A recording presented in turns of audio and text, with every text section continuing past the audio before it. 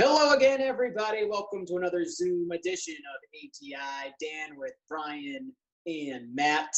We're talking about a lot today, but we're going to start with the big development in Foxborough. Cam Newton is going to be under center for the Patriots. I'm very pleased by this development. I think it's another classic Belichick move.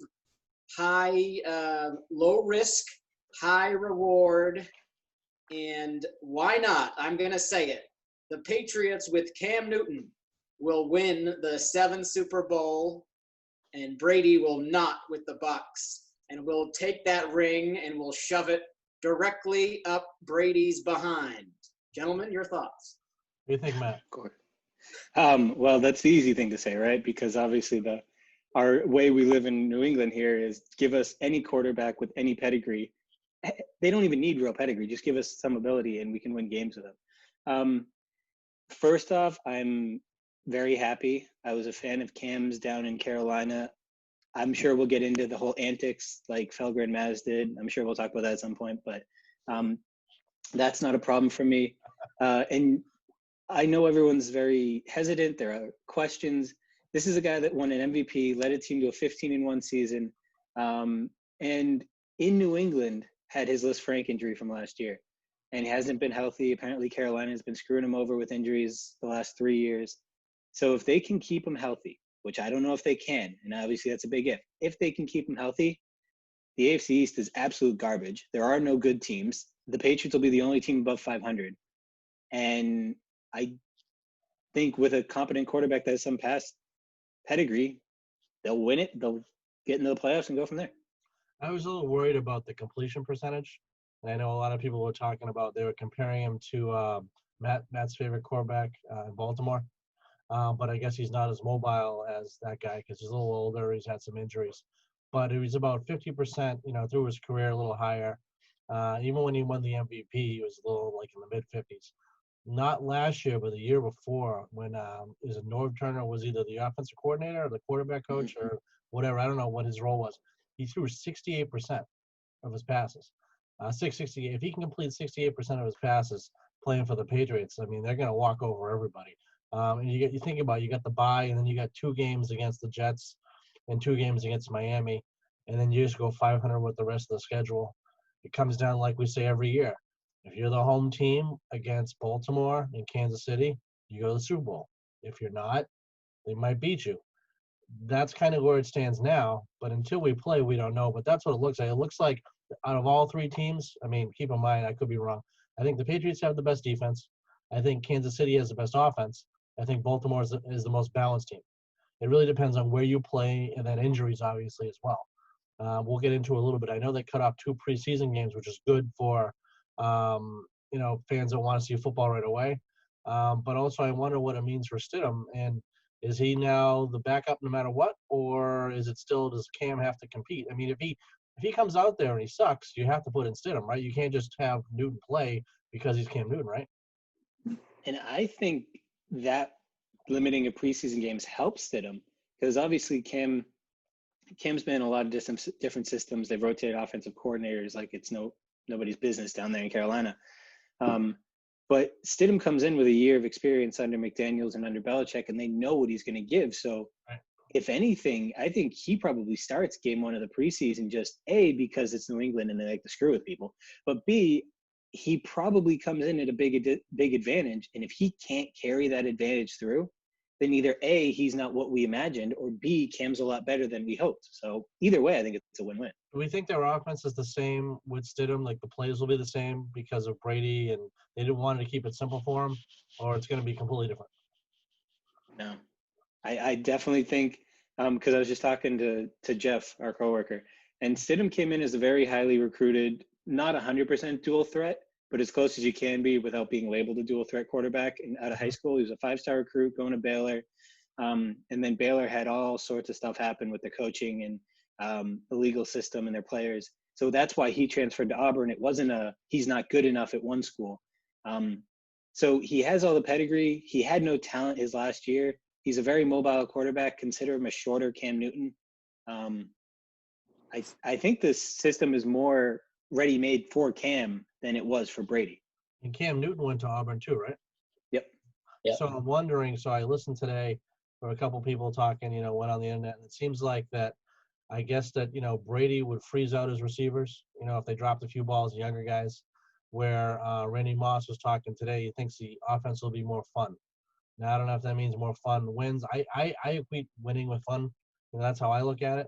But I know that Cam Newton is working with Sanu right now, wherever they are. And Stidham he's not in New England. He's somewhere else too, right? I don't know where he is. But, I think either way, because you have Miami, because you have the Jets, Buffalo's a team you got to worry about in the East. And outside of Baltimore and Kansas City, that's really it. Raiders might go 500, but as far as if you're worrying about the Super Bowl, it's really, what 10 wins will get you the division probably. Is that what we're thinking? It depends what happens with Buffalo, right? Was The Buffalo AFC, flash in the pan? AFC East, you could probably win nine games, maybe 10 to win it.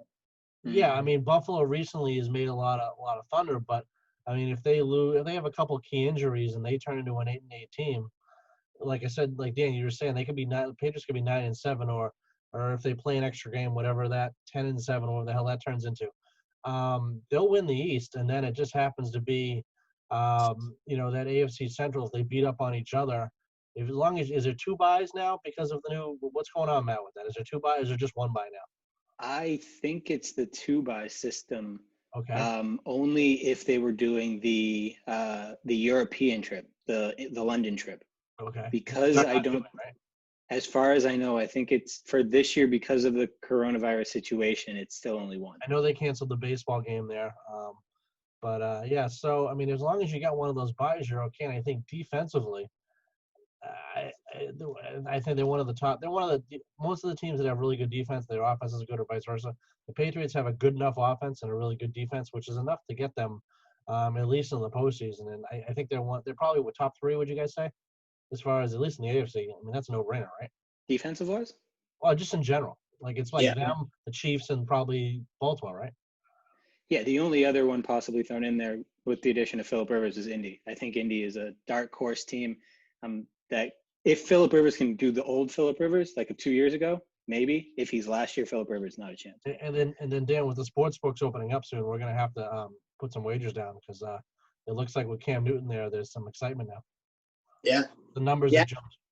You talked about how they're putting it down from 4 preseason games to 2. Right. And then with all the coronavirus pandemic things happening, that will probably also limit like practices and that kind of things. I would think that the Patriots, with the fact that they have literally the best coaching staff, they've had the best coaching staff for like 20 years since Belichick's been there. That's going to be a big advantage, even more of an advantage than usual, I think, is the skills of that coaching staff and the skills of Belichick. Because it's going to be such a weird year with the preseason's going to be there's going to be less preseason games, there's going to be less practice time. I think that's going to be a big advantage for the Patriots. The big losses for the Patriots, I think, is Karnecki is gone again. And I remember when he left, it was like a really big deal. And then he came back, and everybody's like, "Oh wow, this is great." But then with all the injuries, they were taking literally guys off the street, guys off the practice squad. And I really last year it would have been nice to see what the Patriots could have done if they had a healthy offensive line throughout the whole year. Because people forget they had some key injuries last year at center and a few other positions. And unfortunately, it's a league of health. You only got so many guys, and if they're not healthy, then you're not going to go far regardless of who you are. So I think we'll see what happens with the football. But I'm just, I don't know about you guys personally, but, missing a few days from work, blah, blah, blah, being home, spend time with my kids have been great. But with no sports, it's starting to get to me. And we need – I don't care what it is. We need sports. Watching Australian rugby this morning. That was entertaining. Yeah, Korean baseball, give me a break. It's just like I can't – like the EEI, they're a sinking ship anyway. But, they got like the classic, baseball games. I can't listen to classic radio. I just can't do it. Baseball TV I can kind of do because whatever. But, radio, give me a break. It's just I need real sports. I need, some consequences. I need to know what's going on. And it's going to be the 4 major sports. Matt could watch lacrosse in college, and he could be excited about it. I need real professional athletes, They're making millions of dollars. That's what I need. Speaking of athletes making millions of dollars, the one last thing I kind of want to, before we wrap up this Cam Newton stuff, receiving wise, right? We talked about the injuries on the offensive line part, but the receiving core here in New England has just been awful, really, the past couple years. And I was thinking about it. I was like, oh, well, I wonder what Cam Newton will do with awful receivers, right? Well, it reminded me back to him in Carolina. The best receiver he's probably had in his entire career in Carolina outside of Greg Olsen, like actual wide receiver, was probably like a 38-year-old Steve Smith. Yeah. So I think Cam Newton can work with awful receivers. Yeah, I Yeah, think that's good. Yeah, That's a go good ahead. point. He's never. No, that was a good point by Matt, because you think about it, even the MVP year, like, he didn't have great weapons around him. He was the weapon. Mm-hmm.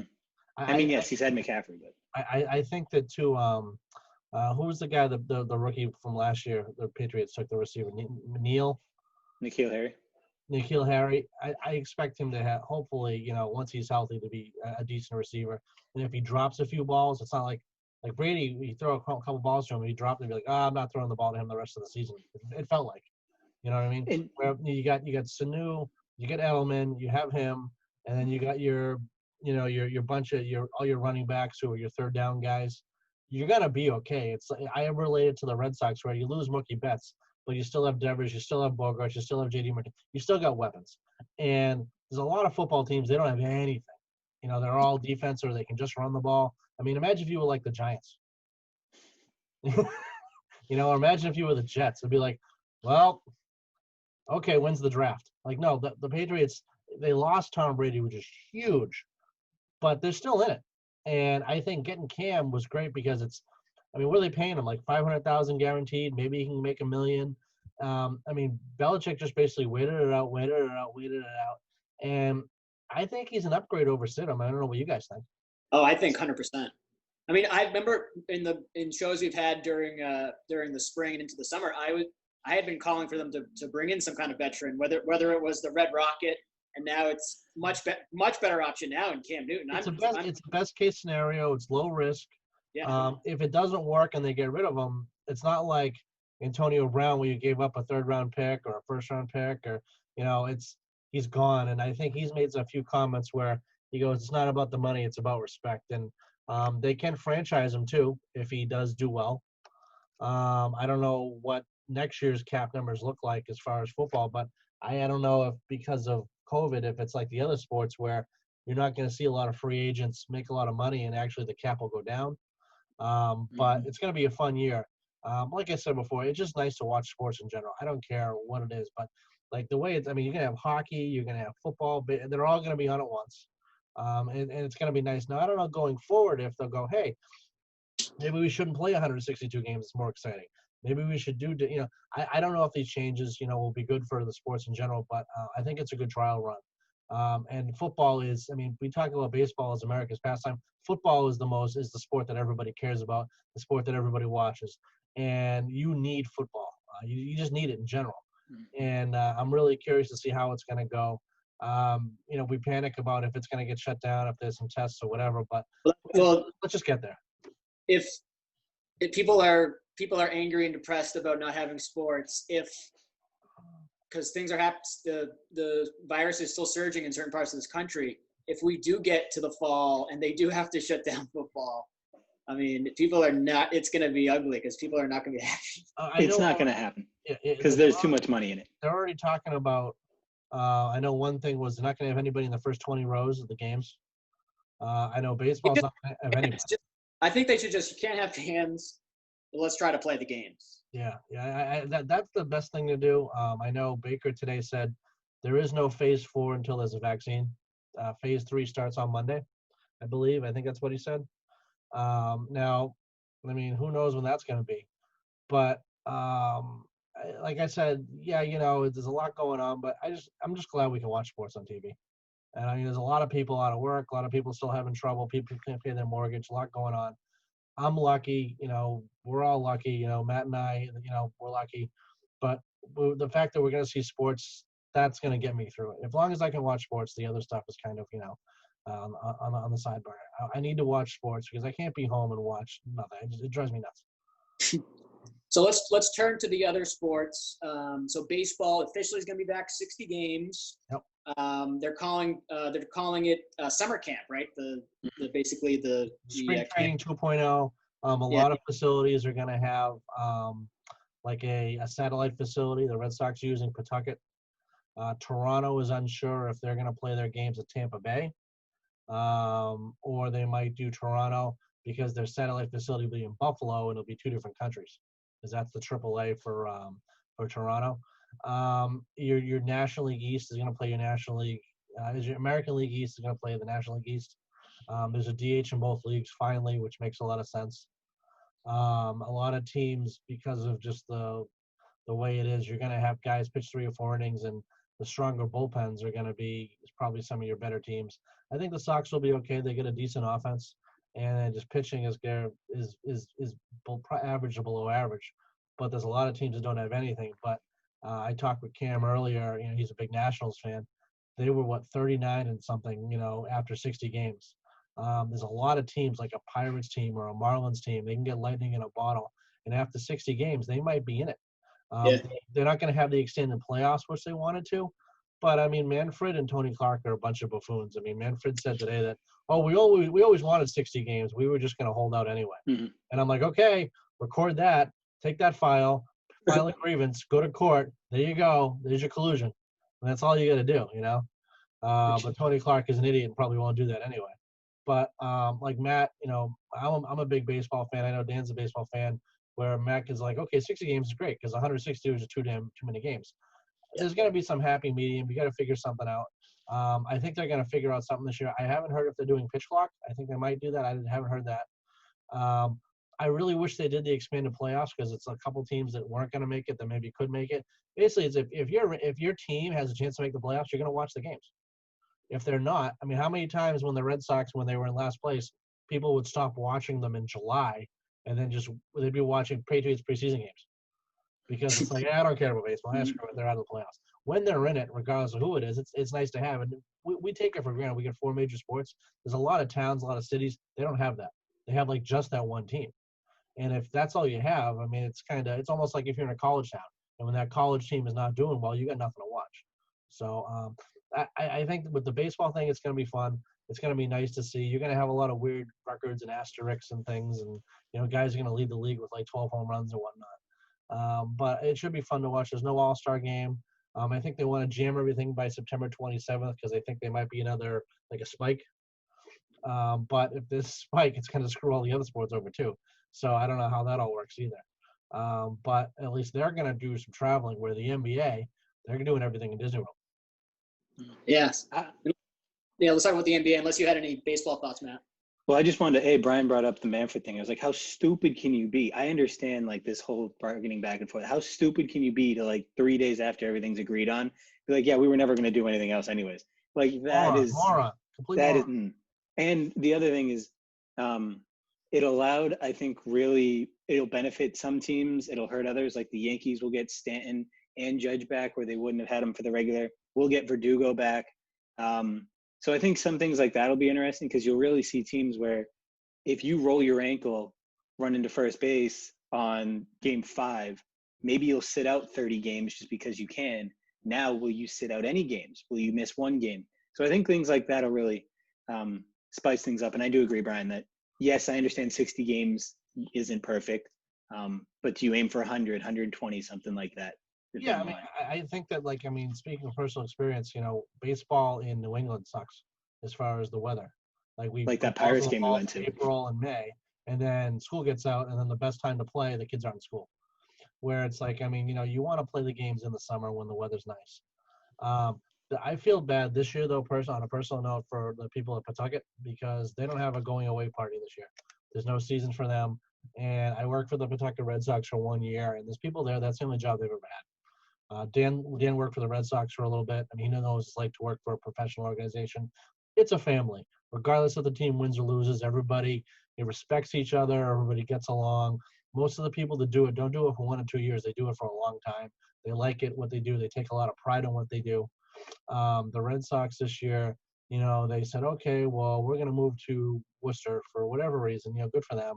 tax breaks, better deal, what have you. But the people in Pawtucket are really getting the shaft there. And I talked to a guy, a minor league scout for the Red Sox. And he said that they're gonna basically axe half of the minor league teams. So basically, what that means is like the Carolina League used to be 12 teams, is going to be 6. There's a lot of talk about how the low spinners are basically going to disappear because their lease is up. There was talk that the low spinners might then go to Pawtucket to kind of like as a hey, like a olive branch, like hey, at least you guys still have a team. But the people in Lowell are pissed because hey, well, what about us? I think it's unfortunate, but at the same time, it's this year they only had 5 rounds in Major League Baseball for the draft, and they had a ton of free agents. So usually they have like 20 rounds in the draft. This year they only had 5. And the thing that was unfortunate is if you're not picked in the first 5 rounds, you can play Major League Baseball for a $20,000 contract. Well, you're going to need to work somewhere else. You're going to have to pay your bills. You're a professional athlete, but you got to live with your parents. I mean, there's a problem with that. Mm. So I think going forward, Major League Baseball, it's going to take 2 or 3 years for baseball to recover. I'm curious to see what happens with some of these other sports. I know, Matt, you said in Europe that a lot of teams, a lot of stuff changed with the soccer. I don't know if that's something that it's just going to be this year or going forward, or how that's all going to work. Well, it wasn't as bad as they initially expected because if leagues never came back, there were a lot of top flight teams that were going to have to file bankruptcy and then disappear. And thankfully, knock on wood, it seems like a lot of American sports teams, even if sports don't come back, they'll be able to maintain. Mm-hmm. But that's something that kind of gets left behind, right? We didn't really think about minor league baseball until yesterday when that announcement came out, right? And like Brian said, you don't think about the people that are behind it, that they live next to McCoy Field Stadium, whatever it is. Yeah. And that's all they've known, right? So obviously that's the part that gets thrown away in all this, which is sad. But well, I think the thing too is, sorry, Dan, not to cut you off, but I read an article too, even the major league teams where they're like the Padres, they go, we have Machado, we have Will Myers and a few other guys, and we can barely keep the lights on. So we're going to have to trade these guys as soon as the deadline opens up. Which I love to see. And those are major league teams. So. Yeah, no, bringing up the the game day workers at McCoy definitely makes me think, because when I ushered at Fenway when I was in college, there were a lot of ticket takers, ushers, security that had been there for like 25, 30 years. Yep. So I'm sure it's the same over at McCoy. So yeah, that is sad that don't get a goodbye really. Right. Yeah. So let's end with the NBA though. So the obviously is it still July? Is it still the end of July when they're going to start playing? Yeah, July 30th, 31st. I know the first Celtics game is the 31st. Yeah, the Celtics play the second day. They don't play the first day. I know that. It looks like a lot of most of the Celtics games. I was looking at the schedule. Most of them are on national TV, or they'll be on NBC. Yeah, they're going to be one of the marquee teams. They have. Yeah. They got to play Milwaukee, and then I think there's one other tough game they got to play, and the rest of their schedule is pretty easy. So they have a realistic shot of catching Toronto, which before was like there's no way. But with no home, like Toronto's big thing is home court. When they're on when they're an away team, they're not. But how is that? But there's gonna be no home court in the bubble. Well, that's the thing. So the advantage that they did have doesn't exist anymore, is what I'm saying. Yeah. Okay. So now it's a lot more level. Now it's more on skill and talent and everything. Where Toronto, it was, oh, you guys got rid of Kawhi, you're gonna suck now. Well, that wasn't the case this year. Toronto was putting up a fight. Toronto is a well-coached team. They're a very good team. Yeah, they lost probably I don't know if Kawhi's the best player in basketball, but he's easily a top 5 player. I don't think anybody's going to argue there. Yeah. I don't think he's been the same since he got hurt in 2017. That's just because of injury. I don't think his body has physically ever recovered. But, he's one of the best players in the NBA. And Toronto is still Toronto as far as, they're going to be that 50-win team every year in the NBA, almost like the Spurs, but they just don't win the championship. They're still like, you're going to play them. You're like, well, they're going to be tough to get past. So what is the seedings right now? Milwaukee is obviously the top in the East. It's Milwaukee, Toronto, Boston. Okay. And then Philly's down in the 6th seed. Philly's the 6th seed, but that's important because if you're the Celtics, you don't want to play them in the first round. So if you get the 2 seed, I don't even think you have to see them unless certain things kind of work their way out, right, Matt? especially with the complete reseed that they're thinking on doing. Okay. So What do you it's going to be. What do you mean complete reseed? Like the East and the West combined? I'm pretty sure that's how they're doing it this year, like Really? 1 through 16. This is what the internet's for. This is why we need researchers. I didn't hear that, but I mean, if Yeah, I that's didn't the hear case, that either. then that'd be pretty drastic. But Yeah, I feel like we would have heard that. yeah, I still think it's East versus West. I know that was talked about, but I don't think they agreed to that. I'm sure it's Yeah. pretty much 1-8, 2-2-7. I think it's still East West. Now, that being the case, though, Dan, do you have a favorite? Now, Avery Bradley is not playing for the Lakers, which I think he's probably their best on-ball defender. So against a guy like Patrick Beverly or a few of the other small guards on the Clippers now. So I think without having Bradley, I think the advantage goes to the Clippers. I don't know what you think. So Go ahead, Matt. no, I was just gonna say. So they are doing. They're doing the top 7 from East and West get in, and then the 2 8 seeds and the 2 9 seeds do a play-in tournament, and then it is just one giant 16 seed tournament this year. So that I think is going to change everything. We were talking, Matt, about with Avery Bradley not playing on the Lakers. I thought personally he was their best on-ball defender, especially against a guy like Patrick Beverly, your smaller guards. Without him on the Lakers, do you now give the advantage to the Clippers, or do you think the Lakers are still a better team? I always gave the advantage to the Clippers, personally. Oh. I always thought that they were the type of team that they half-assed it in the regular season because that's just the way Kawhi and Paul George mentalities are, which I always questioned until Kawhi went and carried Toronto last year, right? So once he did that, I was, okay, he can do it. And I think they're the type of team that they'll turn everything on. They're the most complete team in terms of bench depth. They have 2 guys that can take out over at any point. They're great defensively. I always had the Clippers ahead of the Lakers personally. And now that you take out any kind of home court advantage, the Clippers don't have to worry about playing the Lakers in Staples and every game feeling like a home game for the Lakers. Because if those teams met up in the playoffs in a normal time where you were actually going to arenas, I feel like even the Clipper home games would feel like Laker home games if they matched up. That must be a weird thing though, where like you're at home but you're not at home. Right. Like, do you think Paul George is like, wow, they have purple and gold banners up? I feel weird today. I really don't think he cares. But you go to the same locker room, same parking lot. Do you think the referees are? No, is it the same locker room though? Like, do the Clippers have a locker room? As far as I know, the Clippers have one, the Lakers have one, and the Kings, the hockey team have one. So no matter if they're home or away, they have the same locker room. As far as I know, yes. Well, it would make a lot more sense. Like if you and then there's also a visiting locker room. There's a Lakers, Clippers, and a visiting. There probably is. Like if you go to the Garden, okay. So when you're in the Super 8 tournament, the Bruins always have a locker room, and there's like at least 10 locker rooms at the Garden. So like they have the home, they have the away, and then they have all these satellite ones where like they put the high school kids because they don't want them messing with everything. Yeah. The Red Sox is not like that, where they have the Red Sox have theirs and they have an away. But the newer facilities, they'll have multiple ones. But I'm curious to see because the Staples Center is a newer arena, right? Newish. Yeah. I like how we've digressed into this topic that has nothing to do with. Hey, this is your fault, Dan. You're the host, and you brought us here. But it's important, but there was a point to it. Yeah, I mean the home court, everybody's going to be in Disney. So is it going to matter? Who knows? But right. That's going to be fascinating. Yeah, I think the Clippers are the best team in the West, no question. And then, the Celtics fan in me thinks, if they get hot, who knows? Milwaukee's the best team. I don't think anyone's going to argue that in the East. I think they're better than Toronto. The 76ers, talent-wise, they should be a lot better than their record, but they're the 76ers. They got some really good players. They got the kind of players where, like, if Embiid was on the Celtics, we're going to but no, it's just they're on the 76ers, and there's just too many egos or personalities, or they happen to be from Philadelphia. It's just not going to work. And this is going to be just one giant pickup game after the other. It's 5-on-5 pickup games with subs and you can call timeouts because they're guys in suits, right? So that's why I do agree, Brian. I think Milwaukee's the best team. And I think individual player-wise, I think the Sixers have the best individual players behind Giannis.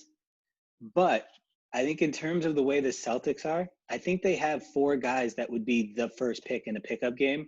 Right. You have Tatum, Kemba, Brown, Hayward, if Hayward decides to show up. Right. You have 4 guys that would be like decent number 1 picks in a pickup game, right? Yep. And they can just go out there, they can shoot threes, they can go inside, they can do whatever they want. And I think that's, maybe it is bias in me, but I think that's why the Celtics are probably got to be one of the favorites. Wait, you said Hayward deciding to show up. Do you mean literally he's still debating whether he actually wants to play? No, like, no. He has a bunch of kids. He's getting the hell out of that house. He gets to sit in his gamer chair in his hotel room. He gets to play video games all day and play basketball for a couple hours and then go back to his video games. He is in heaven. He is in heaven. I wasn't sure if you literally meant that or, yeah. No, But yeah. Dan, what do you think? Do you think that Giannis and the Milwaukee Bucks are better than LeBron and his cast of, rejects was with Cleveland? Not when he won the championship. I mean, before he left originally. Remember it was like LeBron and like Carlos Boozer and all these like weird parts that didn't fit. I would say Giannis has his cast, sporting cast now is better than LeBron's like original Cleveland cast. Yeah. Okay. Yeah, I'm definitely putting Chris Middleton above Eric Snow. I'm definitely doing that. Okay. And then I got one question for you guys. So I don't know if you guys heard any of the Damian Lillard interview from yesterday, 2 days ago, but he was talking about how he's almost guaranteeing certain that players are going to break protocol. They're going to sneak out. They're going to sneak people in. They're going to sneak food. They're going to do this and that. That's going to put his health at risk. Do you think that should be on the league, the coaches, or the players to police the other players? Because in my mind, I'm like, if you're that concerned about your other fellow players breaking the rules like that, wouldn't you sit them down and backslap them and say, look, this isn't just my health and your health. This is our family's health. This is how many people's health. I think it's the player's responsibility. It's just personal responsibility. They're not going to have like the FBI like. There is no such thing as personal responsibility, Dan. That's not a thing anymore. Tried to be the leader there, but it didn't work out. So I personally think the players. It's the devil's cabbage is causing these problems. The devil's cabbage. Remember that. All these NBA problems. That's all it is. On that note, wait, did you have one more thing that you wanted to another topic? Yeah, quickly. You got 3 minutes and 21 seconds. How bad are these uniforms for the guys in blue? Oh, so for Chelsea. All right, so I'll do this in so much less time. So in soccer, they have uniform deals. There's sponsors on the uniforms the same way in NBA, but instead of the NBA having small ones and big team names, soccer is big logos and small team names. It looks like Team Samsung, Dan, basically, to give you an example. Samsung and white letters with a blue background. Yeah, right. So with soccer contracts, all of them, they end on June 30th of a year, and the new ones start on July 1st, which was this week. So the sponsorship deal ran out on the 30th. The new one started on July 1st. And some Samsung and English mobile cell phones thing is called 3. I don't understand it. But there was a giant artistic childlike 3 on top of Chelsea's shirts that looked like Brian's daughter drew it, which I'm sure she's a probably better artist than the person that came up with the design, right? So it had a lot of Chelsea fans, Cam Pierce and I, up in arms as to just who the hell actually signed off on something so stupid. And didn't Liverpool win something?